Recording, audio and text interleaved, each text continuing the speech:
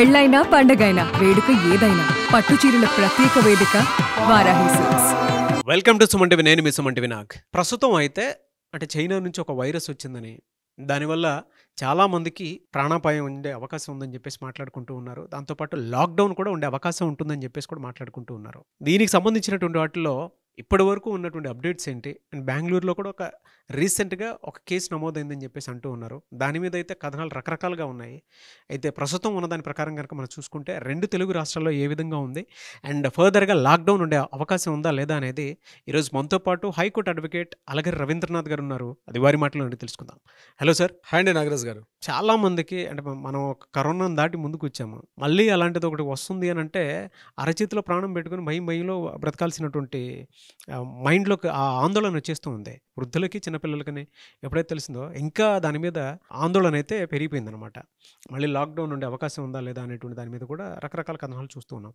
దీనికి సంబంధించినటువంటి ఇప్పటి వరకు మీకు తెలిసినటువంటి అప్డేట్స్ ఏంటి సార్? అసలు డిసెంబర్ 6 బహుశా ఇప్పుడు మనం చేస్తున్న టైం కూడా 12-10 నిమిషాలు. ఈ సమయానికి అందిన ఇన్ఫర్మేషన్ ప్రకారం తెలంగాణ హెల్త్ బులెటిన్ రిలీజ్ చేసిన ప్రకారం మన తెలంగాణలో ఇటువంటి కేసెస్, ముఖ్యంగా హెచ్ఎంపీవీకి సంబంధించి ఎటువంటి కేసులు నమోదు కాలేదని మనకు అందిన ఇన్ఫర్మేషన్ అయితే మనం కన్ఫర్మ్ చేసుకోవచ్చు అండి. తెలుగు రాష్ట్రాల్లో ముఖ్యంగా తెలంగాణ ప్రాంతంగా అయితే ఇటువంటిది లేదని చెప్పి హెల్త్ డిపార్ట్మెంట్ వాళ్ళు రిలీజ్ చేసిన ఇన్ఫర్మేషన్ కూడా మనం చూసే మాట్లాడుతున్నాం. సో ఇప్పటి వరకు తెలంగాణలో అయితే ఈ క్షణం వరకు లేదు. అయితే ఈ హెచ్ఎంపీవీ ఏంటి, అసలు చైనా ఎందుకు దీనికి ఆద్యం పోస్తూ ఉంది, అసలు చైనాలోనే ఈ రకమైన వైరస్లు ఎందుకు అవుతాయి, దీనికి కొన్ని కారణాలు విశ్లేషించుకొని రాబోయే భవిష్యత్తులో ఎలా ఉండబోతుంది కూడా మనకు అందిన ఇన్ఫర్మేషన్, నాకు తెలిసిన ఇన్ఫర్మేషన్ని నేను కొన్ని ఇంటర్నేషనల్ జర్నల్స్, కొన్ని మ్యాగజైన్స్ చదివిన తర్వాత నాకు తెలిసిన ఇన్ఫర్మేషన్ నేను మీతో షేర్ చేసుకునే ప్రయత్నం చేస్తున్నాను, సాహసిస్తున్నాను నాగరాజ్ గారు. ఎందుకంటే కోవిడ్-19 లాంటి ఒక మహమ్మారి మనం చూసిన తర్వాత దీని గురించి మాట్లాడాలంటే ఏం మాట్లాడినా ప్రమాదకరమైన పరిస్థితి వస్తుంది. ప్రధానంగా ఏంటంటే ఒక మనిషి పూర్తిగా శత్రుత్వాన్ని పెంచింది మన కోవిడ్-19. అక్కడ నుంచి మన యొక్క జీవన ప్రమాణాలు, మన జీవిత అలవాట్లు, మన ఆహారపు అలవాట్లు, మన వ్యక్తిగత అంతా కూడా కంప్లీట్గా కోవిడ్-19 తర్వాత 2020 తర్వాత డెఫినెట్గా అయితే మారింది. అయితే ఇప్పుడు ప్రధానంగా వినిపిస్తున్న ఈ కొత్త వైరస్ వేరియంట్ ఏది అంటే ఈ హెచ్ఎంపీవీ అనే వేరియంట్ ఎలా ఉండబోతుంది అన్నది ఏంటంటే, ప్రధానంగా నేను చెప్పే ముందు అసలు చైనా ఎందుకు దీనికి ఆద్యం ఉంటుంది అన్నది 2 కారణాలు తీసుకోవచ్చు నాగరాజు గారు. ప్రధానంగా చైనాలో అత్యధిక జనసాంద్రత, అత్యధిక జనాభా కలిగినటువంటి దేశం కూడా మనకి చైనా. ప్రధానంగా అత్యధిక జనసాంద్రత అంటే డెన్సిటీ ఆఫ్ ద పాపులేషన్, అంటే ఒక చదరపు స్క్వేర్ కిలోమీటర్లో ఉండాల్సిన పరిమాణం కన్నా ఎక్కువ ఉంటే జనసాంద్రత అంటారని మనకు తెలుసు. ఇందులో ప్రతిదీ ఎక్కడ చూసినా చీమల గుంపులు మాదిరి ప్రతి కాలనీలో కానీ ఎక్కడ చూసినా చైనా ప్రజలు అనేక చోట్ల ఉంటారు. ఇది ప్రధానంగా నెంబర్ 1 పాయింట్. నెంబర్ 2 చైనాలు అంటే వారి యొక్క ఆహారపు అలవాట్లు. చైనా వాళ్ళు తీసుకుంటే ఆహారపు అలవాట్లు కూడా వాళ్ళు ఏంటంటే రకరకాల యానిమల్స్ని లిమిటేషన్స్ లేకుండా రకరకాల కాంబినేషన్తో వాళ్ళు తీసుకున్నటువంటి యానిమల్స్ని కూడా ఏదైతే మాంసపుకు ఎక్కువగా తీసుకోవడం, మీట్ ఎక్కువగా వాళ్ళు కన్జ్యూమ్ చేస్తారు. సో దానివల్ల ఏంటంటే రకరకాల యానిమల్స్ రకరకాల డిఫరెంట్స్గా ఉన్నటువంటి తీసుకోవడం వల్ల కూడా అక్కడ వైరస్ కూడా బాగా ఇంప్రూవ్ అయ్యే అవకాశం ఉంటుందని కూడా కొన్ని నివేదికలు తెలపడం కూడా జరిగింది. ఈ రెండే కాకుండా మరొకటి ఇంపార్టెంట్ పాయింట్ ఏంటంటే వీళ్ళ యొక్క చైనా యొక్క గవర్నమెంట్ ఏదైతే కమ్యూనిస్ట్ గవర్నమెంట్ ఉంటారో వీళ్ళది ఒక ప్రత్యేకమైనటువంటి వ్యవస్థ ఉంటుంది. ముఖ్యంగా అక్కడ మీడియా అంతా కూడా గవర్నమెంట్ యొక్క పరిధిలో ఉంటుంది. ఇది గుర్తుపెట్టుకోవాల్సిన విషయం. ఇక్కడ మన ఇండియాలో ఉన్నట్టుగా మిగిలిన దేశాల్లో, యూఎస్ఏలోనో లేదా కెనడాలోనో లేకపోతే మిగిలిన దేశాలు ఉన్నట్టుగా అక్కడ ఫ్రీగా ఉండదు మొత్తం ఎంటర్ ద మీడియా మొత్తం కూడా. ఆ దేశంలో ఏం జరుగుతుందన్న విషయం కంప్లీట్గా మీడియా యంత్రాంగం అంతా కూడా, ఈవెన్ గూగుల్ కూడా వాళ్ళు వాడరు, చాలా తక్కువగా వాడతారు. వాళ్ళు గూగుల్ వాడకుండా వాళ్ళకి ఇంటర్నల్గా ఉన్న ఒక వ్యవస్థ పనిచేస్తుంటుంది. అందుకే చైనా దేశంలో ఏం జరుగుతుందన్నది బాహ్య ప్రపంచానికి చాలా వరకు తెలియదు. అంటే మీడియా కంప్లీట్గా ప్రభుత్వం యొక్క ఆధీనంలో ఉంటుంది. మిగిలిన దేశాల్లో ఏదైనా విషయం వస్తే ఇమీడియట్గా సోషల్ మీడియాలో స్ప్రెడ్ అవుతుంది. కానీ ఫేస్బుక్ కావచ్చు, ఇన్స్టా కావచ్చు, ఇతరత్ర ఏదైతే మాధ్యమాలు ఉన్నాయో ఆ మాధ్యమాల్లో చాలా వరకు వీళ్ళు తక్కువగా ఉంటారు. ఇదే విషయం అక్కడ మనకు కోవిడ్-19 ఉన్నప్పుడు కూడా జరిగింది.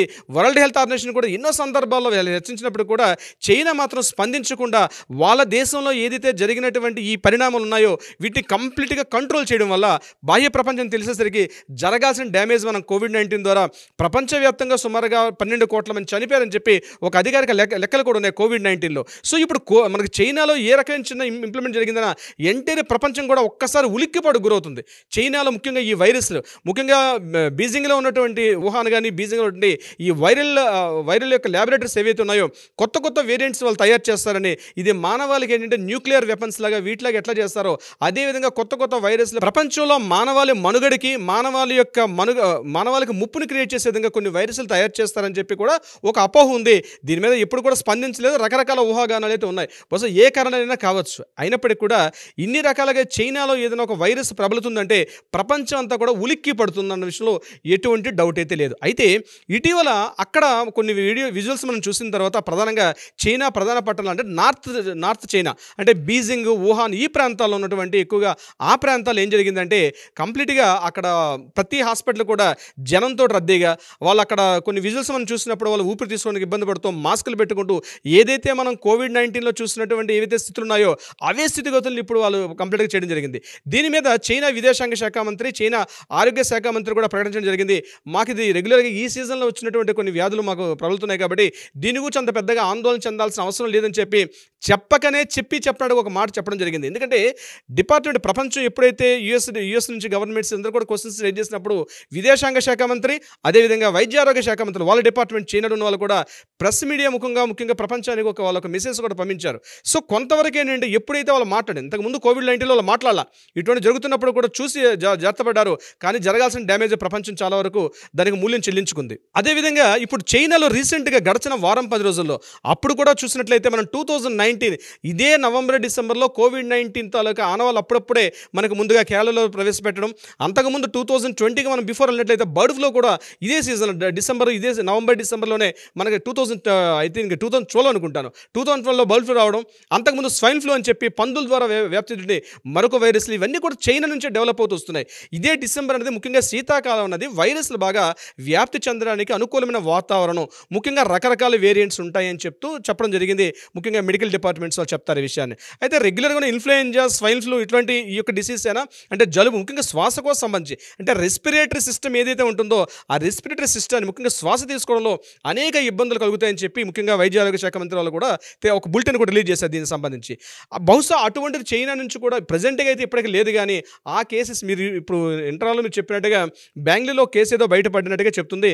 బట్ రియల్గా అది హెచ్ఎంపీవీయే కాదండి, పూర్తిగా కన్ఫర్మ్ చేసుకోవాల్సిన అవసరం కూడా అఫీషియల్ మనకు బులెటిన్ అయితే ఇంకా రాలేదు. కానీ చాలా వరకు ఎలా ఉంటుందంటే జలుబు, ఒక పొడి దగ్గు, అదేవిధంగా శ్వాస తీసుకోవడంలో అనేక రకాల ఇబ్బందులు, ఒక 3-4 రోజుల పాటు కంప్లీట్గా ఫీవరిష్గా ఉండడం, బాడీ పెయిన్స్, ఈ యొక్క సిమ్టమ్స్ అన్నీ కూడా ఏదైతే కోవిడ్ లక్షణాలు ఉంటాయో కోవిడ్ లక్షణాలు మాదిరిగానే ఉంటాయి.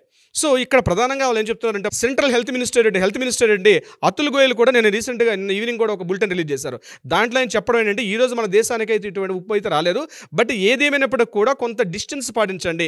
ఏదైతే మనం కోవిడ్-19లో తీసుకున్న ప్రికాషన్స్, సాధారణ జాగ్రత్తలు ఏవైతే ఉన్నాయో అవి మాత్రం ఖచ్చితంగా పాటించాల్సిన అవసరం అయితే ఉంటుంది. ముఖ్యంగా మాస్క్ పెట్టుకోవడం, ముఖ్యంగా శీతల ప్రాంతాలు, జలుబు ప్రాంతాల్లో ఎక్కువగా తిరిగే ప్రయత్నం కాకుండా, ముఖ్యంగా ఎక్కువగా జనాభా తిరిగి మెట్రో ట్రైన్స్ కావచ్చు, బస్సుల్లో కావచ్చు, ట్రైన్స్లో కావచ్చు, జనరద్దీ ఎక్కువగా ఉన్న ప్రాంతాలు కొంత దూరంగా ఉండే ప్రయత్నం చేయండి. బట్ ఏదైనప్పటికీ కూడా మన భారతదేశం లాంటి దేశాల్లో ఎక్కువగా పాపులేషన్ మన కంట్రీస్లో ఇటువంటి చేయడం చాలా కష్టం.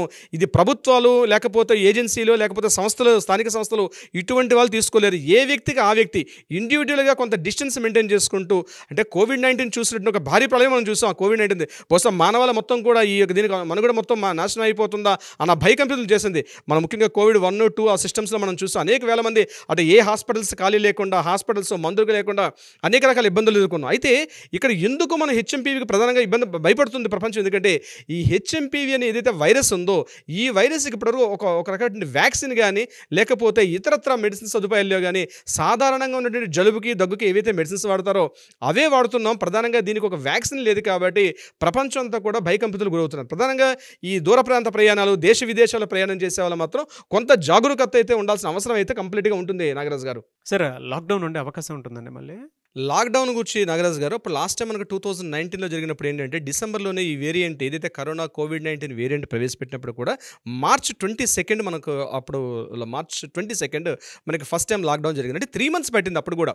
అంటే జాన్, ఫిబ్, మార్చ్ వరకు కూడా కంప్లీట్ 100 days తీసుకున్నారు. అంటే దాని తీవ్రత మొత్తం కూడా దేశంలో ఉన్నటువంటి అత్యవసర విభాగాలు, యంత్రాంగాలు అన్నీ కూడా పూర్తిగా దాని మీద కంప్లీట్గా ఒక రిపోర్ట్స్ తీసుకుంటాయి. దాని తీవ్రత ఎలా ఉంటుంది, నెక్స్ట్ కమింగ్ ఎలా ఉంటుందని చెప్పి దీని మీద కంప్లీట్గా ఒక ఇంటెలిజెన్స్ రిపోర్ట్ సర్వీస్ గవర్నమెంట్లో ఉంటాయి. అయితే అయితే ఇప్పుడు అందిన ఇన్ఫర్మేషన్ ప్రకారం ఏంటంటే ఎవరికి వారు వ్యక్తిగతంగా దూరాన్ని మెయింటైన్ చేసుకుంటూ, ముఖ్యంగా మాస్క్లు వాడుకుంటూ, శానిటేషన్ చేసుకుంటూ, ముఖ్యంగా 20 మినిట్స్ ముఖ్యంగా హెల్త్ బులెటిన్ రిలీజ్ చేసినప్పుడు ఏం చెప్తున్నారంటే అట్లీస్ట్ ఒక 20 సెకండ్స్ పాటు కానీ మనం ఒక సబ్బుని మనం దాన్ని చేసుకోవడం వల్ల ఆ వైరస్ కూడా ఉండే అవకాశం లేదు అని చెప్పడం అయితే జరుగుతుంది. అయితే ఈ హెచ్ఎంపీ వైరస్ ఏదైతే ఉందో ఇది రీసెంట్గా వచ్చిన వైరస్ కాదు. ఆల్రెడీ 2001లోనే ఈ వేరియంట్ని కనుక్కున్నారు. కానీ దీని మీద వ్యాక్సినేషన్ అంటే ఒక ప్రత్యేక వ్యాక్సిన్, ఒక టీకా మాత్రం కనుక్కోలేదు. బహుశా ఏంటంటే అది కూడా కనుక్కునే అవకాశం ఉంటుంది. లాక్డౌన్ వస్తుందా, లాక్డౌన్ ఉండదా అన్నది బట్ ఇంటెలిజెన్స్ రిపోర్ట్ మనం చూస్తున్న జర్నల్స్ కానీ న్యూస్ ప్రకారం అయితే ఇప్పటివరకు అటువంటి ఉన్నట్టుగా తెలియదు. దీనికి ఎగ్జాంపుల్ ఏంటంటే లాస్ట్ టైం మన కోవిడ్ థర్డ్ ఫేజ్ వచ్చినప్పుడు కూడా లాక్డౌన్ విధించే విషయం మీద కొంత ఇబ్బందులు ఎదుర్కొన్నాం. కాబట్టి అటువంటి ఉండే అవకాశం ఉండకపోవచ్చని అనుకుందాం. చాలా వరకు మనకు పల్మనాలజిస్టులు కానీ, ముఖ్యంగా ఈ రెస్పిరేటరీ సిస్టమ్స్ ఎవరైతే డాక్టర్స్ చెప్తున్నారో ఇది ముఖ్యంగా ఈ సీజనల్ డిసీజే తప్పించి అంత ప్రధానంగా ఉండకపోవచ్చు. బట్ ఏదేమైనప్పటికీ కూడా ఈ రోజు మనం న్యూస్ చేస్తున్న సమయానికైతే మాత్రం ఈ తీవ్రత వరకు వ్యక్తిగత శుభ్రత, వ్యక్తిగత దూరాన్ని మెయింటైన్ చేసుకుంటూ మన ఈ ముఖ్యంగా ఈ జలుబు, ఫ్లూయెన్సీ, ముఖ్యంగా ఈ మెట్రోలు ఇప్పుడు నేను చెప్పినట్టుగా ఈ ఎక్కువగా జనరద్దీతో తిరుగుతున్నటువంటి మనం కంటిన్యూ ఉండే టైంలో మాత్రం కొంత కాదు చాలా వరకు మనం ప్రొడక్షన్లో ఉండడం వల్ల వ్యక్తిగతంగా మనం ఒక ప్రొడక్షన్లో ఉంటే మాత్రం డెఫినెట్గా దీన్ని నివారించుకునే అవకాశం ఉంటుందని ముఖ్యంగా మెడికల్ డిపార్ట్మెంట్స్లో చెప్తున్నారు నాగరాజ్ గారు. సో ఇక లాక్డౌన్ అంటే నాగరాజ్ గారు ఏదైనప్పుడు కూడా ఒక 3 months 100 days అయితే ఖచ్చితంగా వెయిట్ చేయాల్సి వస్తుంది. ఈ 3 monthsలో దీని యొక్క తీవ్రత తెలిసి 3 months తర్వాత కానీ మేము ఈ విషయం అప్డేట్ చేసుకునే అవకాశం అయితే ఉండదు. వెయిట్ చేయాల్సిన పరిస్థితి ఉంటుంది నాగరాజ్ గారు. చూద్దామండి ఏ విధంగా ఉంటుందనేది. బట్ ఎవరైనా సరే అప్రమత్తంగా ఉండాల్సినటువంటి అవసరం, బాధ్యత అయితే ప్రతి ఒక్కరి మీద ఉంది. ప్రతి ఒక్కరూ కూడా జాగ్రత్తలు పాటించాల్సినటువంటి రెస్పాన్సిబిలిటీ ఉంది, సోషల్ రెస్పాన్సిబిలిటీ. ఈ బిలో 15 years అంటే 14 ఏళ్ళు 12 ఏళ్ళ కన్నా పిల్లలు, అదేవిధంగా వయోవృద్ధులు అబోవ్ 65 years ఉన్న వాళ్ళు మాత్రం చాలా జాగ్రత్తగా ఉండాల్సిన అవసరం ఉందని చెప్పి హెల్త్ బులెటిన్స్ కూడా చెప్తున్నారండి Nagaraj garu. Anyways thank you అండి. Thank you so much Ravindranath garu. Thank you so much Nagaraj గారు.